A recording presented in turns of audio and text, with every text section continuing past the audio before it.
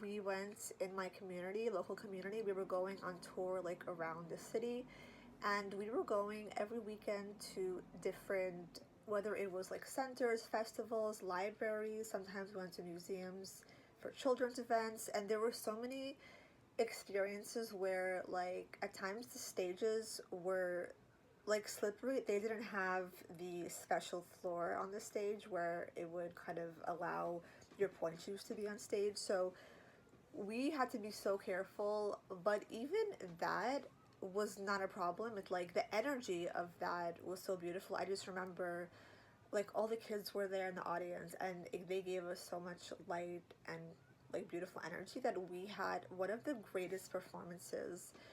And like in a different setting where the stage was fine, we had a great stage. So our point shoe should have been fine, you know, it wasn't supposed to be slippery.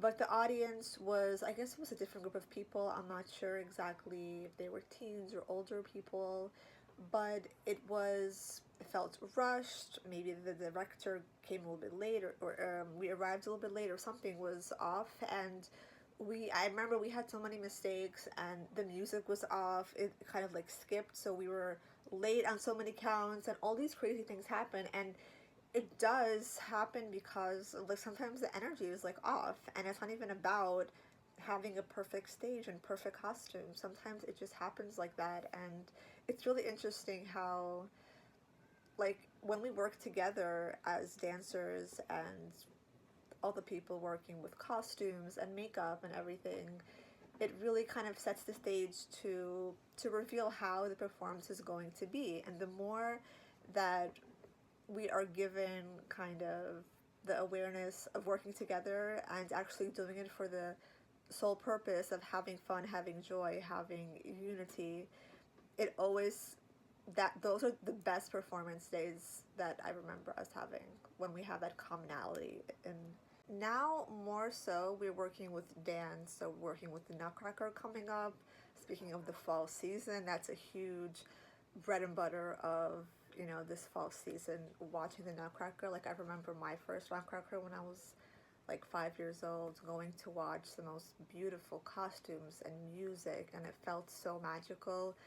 And now having to kind of teach children and teens different roles of the nutcracker, whether it's like the Spanish dance, the French dance, all these different cultural dances as well. It's super fun and super integrative, and I just love kind of seeing new generations of people connecting with the art of dance. It feels so beautiful, and it's also fun for me to kind of go back to my own childhood to relive that version of myself, because like our childhood is so magical. Even if we have trauma and different experiences of negativity, there's always some moments of really beautiful purity and innocence that when we connect with children, I feel like we can see parts of ourselves, and it feels so fun and so healing. So I'm doing a lot of rehearsals now, which is really fun, and a lot of kids are, we also do a lot of remote classes as well, so I'm kind of working with different time zones to try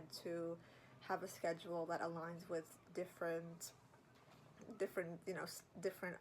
timelines basically. So we have classes in the morning, some in the afternoon, late evening. So it's been really interesting kind of scheduling all that in, but it's very fun to bring dance to life these days. When it comes to dance, I didn't have that much burnout in the beginning. So I started ballet when I was like 3, 4, and then professionally I started the School of American Ballet at 7. So we started out actually just having 1 or 2 classes a week. So for kids, not to overwhelm them so quickly on. And I really appreciated that because it allowed our bodies to kind of rest as we're growing and evolving, and you know, we're kind of finding more comfort in our bones and our body structures. And then as we get older and we choose to continue the professional route, there's classes every single day, oftentimes twice or sometimes even 3 times a day. So I actually ended up going to a professional performing arts high school that helped me kind of manage my schedule. If we would have earlier classes in dance during the day, we were able to have the structure in school kind of accommodate that, which was really great. And I never really experienced burnout. I really appreciated all of the classes we had. We had points, we had partnering, and it was not until later, towards the end of my high school days, kind of going to decide if I wanted to continue in college, either go to a professional performing, into a company from the professional arts high school, or if I wanted to go towards a major. So I was kind of contemplating, do I want to dance full time? And if that, it would only be that. And if I wanted to do something else, whether it was like writing, I loved writing. I was doing mental health stuff. I was in my psychology club, and I really loved psychology and just talking to people and understanding the mind. And I kind of went towards that field a little bit more. And I realized later on that I actually had more energy to do stuff.